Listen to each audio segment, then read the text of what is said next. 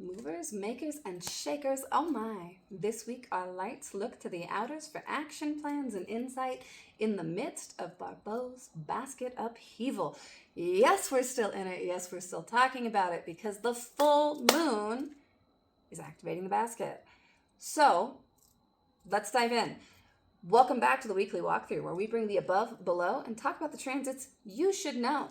We are at the end of July in our week that bounces us from the 27th to the 2nd of August.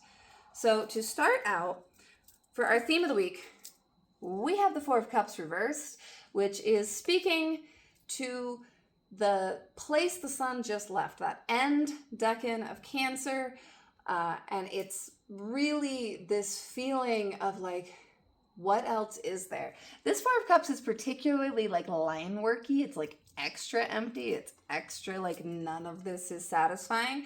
But then we also have our very Zen Justice. And this combination is asking us this week to really anchor in on what we want and to weigh our options instead of just being like, nothing feels right. Nothing is good enough. I don't want to do this. Like, okay, but you gotta. You're here. You're still living, you got your life, so what are we going to do about it? And to begin, on Monday, we have what for some of you will actually be Sunday because it is at 12:54 a.m. Mountain Time. So that is our Sun-Pluto opposition. The Sun is in domicile, strong as can be in Leo. Opposing Pluto. This is a head-to-head confrontation from Leo to Aquarius that is kind of our precursor and baked into that full moon chart we'll get a couple days later. And with that, this feels like power struggles. This feels like issues of control and dynamics, especially because then we also get the Sun trine Neptune the same day, sextile Uranus, and then our Capricorn moon will square Saturn and oppose Mercury. So both the Sun and moon as our lights are very much kind of in conflict right now and trying to figure out how to move through the rest of the terrain. And our advice card for Monday is our Four of Coins reversed. So this is really, I want you to look at those places of power in your life. I want you to look at the Leo sector and the Aquarius sector and ask yourself who is in control. Is it you or somebody else? And where are those restrictions too much? Where are they causing you to feel like you can't make this work anymore? Like it's really confining and restricting, and there is a need for liberation. So sit in that for Monday. And I also want you to really, anytime our moon is struggling in Capricorn, especially square its ruler, fallen Saturn in Aries, we want to be more gentle with the body. So in those power struggles, make sure that you got your snacks, your electrolytes, your water, make sure that you are well rested. And it is possible, especially if the Sun is your Time Lord for the year, that you might feel a little bit more exhausted with that affliction and that opposition to Pluto. Tuesday, Capricorn moon is trine Venus, then goes void for 19 hours, and we're just kind of adrift for a minute, carrying both the detriment moon as well as the fallen Venus energy about like, okay, things aren't right, so what do we do about it? And we've got our Queen of Cups guiding us in that. And there is that strong sense of intuition. There is that, okay, I know the problems. So what are the solutions? Especially with Mercury now direct, Saturn now stationed, like we've got our new kind of footing. Where do we go from here? And the answer is to a moon in Aquarius square Chiron. So on Tuesday, we're really thinking about following our intuition, following our needs, and doing some solution-oriented actions. Particularly because we have, our waxing gibbous that really you'll get a little bit more out of in the evening once it's into Aquarius and out of Capricorn. But from there, on Wednesday, that's our full moon. And Wednesday is action-packed all before 9 a.m. That's every transit is before 9 a.m. Mountain Time. So starting at 1 a.m., we have Venus square Mars, both in mutable signs. This can be like conversational arguments, partnership arguments, wasting time online. Also, it can also be problem solving. Like there can be okay, these different mercurial energies are not working, so what do we do about it? And what's interesting is Cancer, where Mercury is, sextiles Virgo, and it's neighbors with and Antisha to Gemini. So there is a little bit of support there. There is a little bit of, I kind of understand this vibe. So here's how we can work with it. And then we get our Aquarius moon conjunct Pluto, sextile Neptune, trine Uranus, and then the Jupiter Sun Cazimi, and then moon opposite Jupiter, moon opposite Sun, and that's our full moon chart. Full moon goes exact at 8:35 a.m.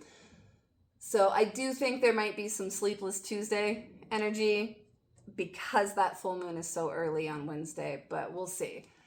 For this, we get tradition reversed. This is the aid. This is what helps us to do things differently. Like, don't just stick to the same old, same old. This is truly the challenge to find the type of leadership, movement, power, vitality, and vision in your life that you want. Like, this is the opportunity for you to do things differently and for the collective to be like, do we want these leaders? I feel like the answer is no, almost regardless of what your views are. Like, we're not dealing with the greatest batch of leaders. There's a few exceptions to that, but a lot of them leave a lot to be desired. So we'll see what happens. We'll see what happens. And this is not technically an eclipse. Like, we have the nodal shift, but we're not there yet. We're not in a place yet where it's actually close enough because the nodes start at the end of the sign and this full moon is at the beginning. But moving into Thursday, we have the moon sextile Saturn and trine Mars, and then we get another void. So we're really just kind of riding with things. But on Thursday, we got letters. So pay attention to your correspondences. Pay attention to your messages. Look for the communications about what was illuminated during the full moon, or send them yourself. Be the one that brings that in. Friday, we get our first Aquarius moon conjunct the North Node in Aquarius.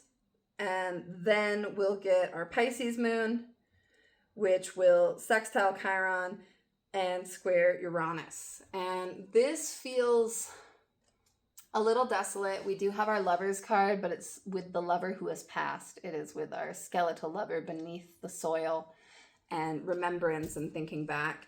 And so on Friday, I want you to really reflect on what was lost. Like, lean into that Virgo Venus energy and think about what could have been and let that inform what you want to make going forward. Because Saturday, we just have our Pisces moon trine Mercury in Cancer, and we have our Five of Cups. So this feels like we get the awareness of it, we go into the depths on Friday, and then on Saturday, Saturn's Day, we let ourselves grieve a little bit. We let ourselves truly feel into what was lost. Sunday, we get a little bit more action again with our Pisces moon square Mars. A little rough on the body, a little combative. Then opposing Venus before moving into Aries, where Luna will sextile Pluto, conjunct Neptune, and sextile Uranus. And so for this, we have our Magician reversed and Death reversed. And this feels like, again, looking back at where you are forgoing your agency and where you can pick it up again to make the most of things. Like, where can you reclaim the power in your life that you need to finish some of that transformation work you set aside? It's also just a good week for cleaning out some old stuff. Like, even if it's just tossing some things symbolically, like it's been waiting by the door forever, just finally throw it away. You know, energy, whether you believe in it or not, follows movement. And even on just a very practical level, like, we feel better when we get rid of clutter. So let yourself clean some things up this week, and especially this weekend. Let some stuff go. Like, this isn't like a big, oh, we're going to let go of everything and everything's going to be better. This is just that little sprucing up, keep things moving so that you can focus on what matters. Because if there is too much, you are not going to see what matters. All right, y'all. Happy week. Let me know what you think in the comments and feel free to hit me up with your questions.